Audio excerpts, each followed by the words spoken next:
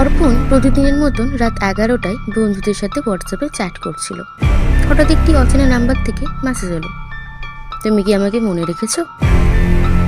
অর্পণ ভেবেছিল কেউ মজা করছে, উত্তর দিল, আপনি কে? উল্টো দিকে মেসেজ এলো, আজ থেকে 1 বছর আগে তুমি যে গাড়ির ধাক্কায় পালিয়েছিলে, আমি সেই দুর্ঘটনার শিকার। অর্পণের হাত পা ঠান্ডা হয়ে গেল।